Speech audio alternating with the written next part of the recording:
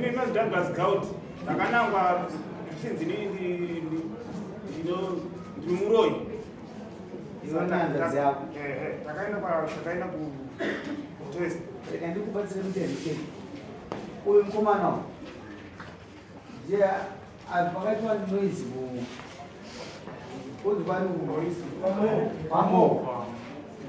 pane muprofita akauya andizvo muprofita auya akati muroi ari pano andizvo ine muroi wako ndiani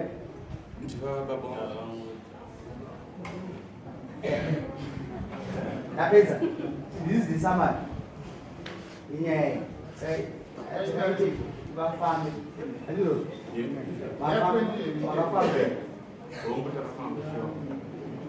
matisinda last day rinorafanaa makafamba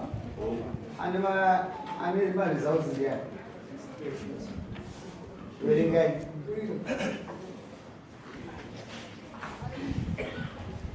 takafamba kumaprofita maviri tobva tazowirirana tese nezvakabuda kuti tichimbozoda kumba zvakazvataura sanakataura kuda kuitwa nemaprofita nezvembiri saka muprofita wekutanga akataura nhau dzine chekuita nematambudziko azosanganikwa nemhuri iyi akataura nhau dzine chekuita nerumhuri iyoyi akabvunza kuti munhu aitamba zvikuru ndiani sekuru vakuzivaira kuti mungaitamba zvikuru baba ivava ndo vakapinda zviguru saka muprofita akabvunza kuti kune mumwe here futi akapinda zviguru zvikanzira baba vandini ndega zvekupinda zviguru mumwe anga akapinda zviguru akaita se akashayira muprofita akabvunza mutedzani wababa ava uye kuti aiva ari baba vakatenda kuti vaiva nemunin'ini akanga akapinda zviguru asi muprofita akati ari kutaura upenyu akaenderera mberi achiti mishonga yakabatwa yaiva yekuda ukuru mukuita ikoko mukutamba zvikuru ikoko ndiyo yaakusika matambudziko ose iwaya mhuri yakazokumbira kuti fundiso uye vakapuwa zvokuita nemuprofita iyi baba ane mushonga ndiani akatsva mushonga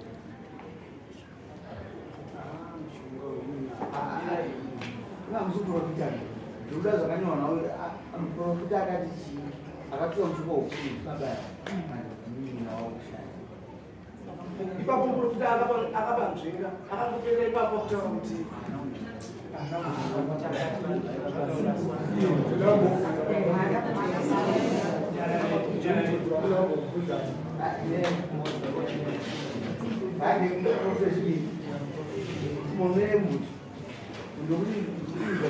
nyaya yekutanga vanhu vamwe asakutorwa mupenyu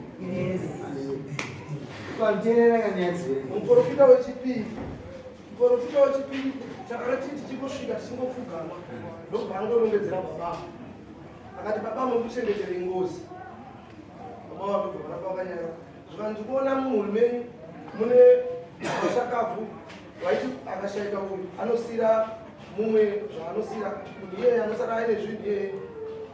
zvinenge ndo zvinhu zvokusika matambudziko kumhuri yenyu ende zvinhu izvozvo pane mushakabvu ari wekupedzisira zvinhu izvo zvakasikwa baba saka muprofita akati anoda kuti azoenda baba baba anobvisa zvinhu izvozvo mushako wavo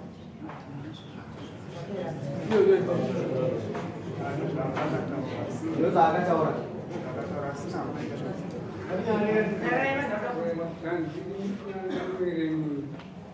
apedza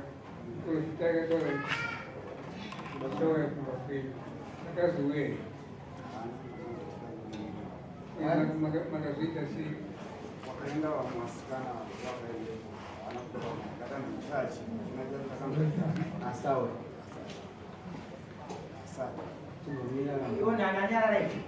vana vachamudiki panyaya nyaya dzemushonga idzo vachamudiki bhora chainoto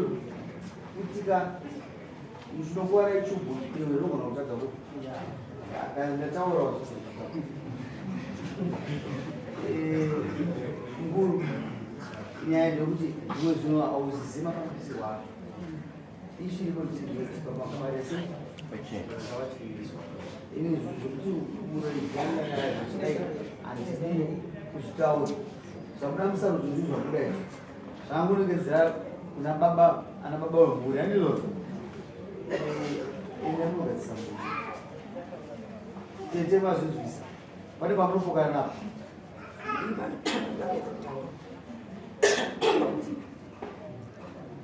Agora não muda nada. Não foi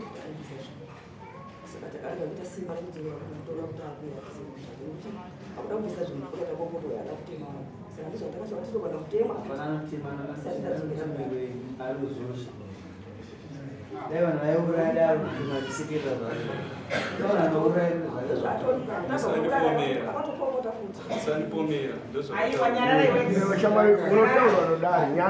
ishu yati ile problem yake inongona munhu wesimakaenzana unoziya apana madhadziwa kana kuti samuzisusu angationa iurapa achida kurangui ndozvaarikuita ava navo zvavafunga vasisi unotambudzwa nengasaka iwewe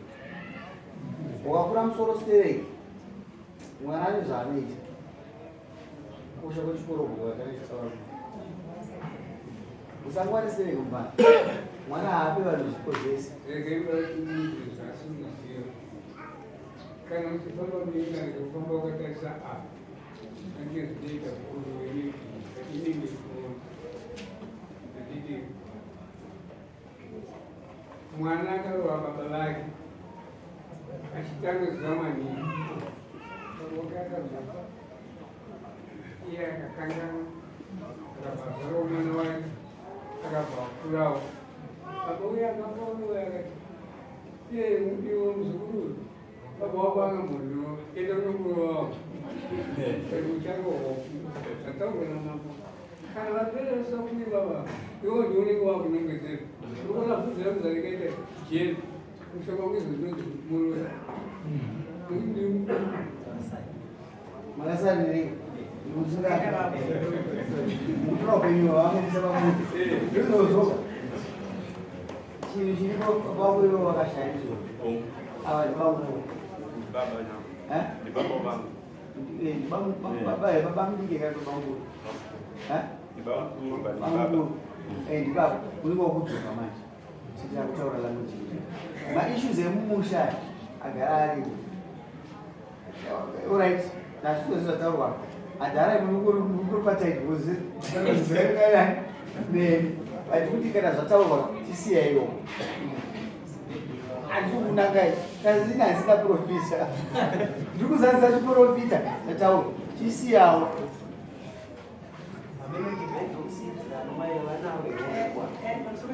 mazuva akuerera mazuva ndakuerera zvimwe zvinhu zvachonoka ndopiro gotsoeni zoita sei nokuti hausina wakazvitanga wakazvitanga wakatenda kuti ndokuramba chidetsana navanhu ava ndofunga ndataura mukuru dzokerai kumavanga munhu akazorwa sachana unga anongori munhu chete andizvozve mukuru maisa manja ndofunga mashoko angu matora angozvakati vanhu chete ati zvipo zvinoona but dai tisikaigona tisina varoi dai mambo akasika dai pasina noshina dai vasi kana munhu angadai musingaendi tinekuone maprofita madzimambo nevanhu vanorima nayo panofanwa kuroyanwa kuti paone kuti patongwawo saka chisiyai nokuda kutonga nhasi mazwa ndatichiita sei ndafara saka mufanavo mambo noganyani kuri kunongedzera handikapoka ndaita sei babweka baba chende mugadzisana andio vati handipokani ende mugadzisana ndomazvide kupedzisira chege kuvhara vamaini ndikuona mombe dzenyu dzedze mombe yangu kurwara uneredhiota ndikuona chiramu chege musha imurada chireendamsana tokupedzisira chireendamsana ndichamusaina yanana nevana vavo vabatana vana vavo kuzvitavo ndozoti kunogadzisa zizi indururani asi harisiyo kuda yokutsvaki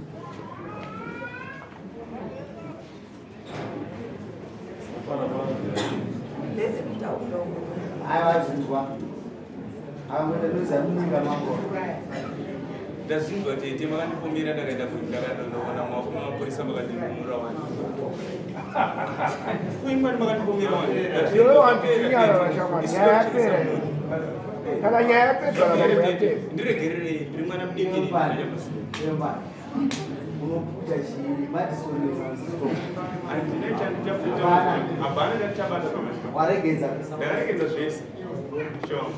Ende.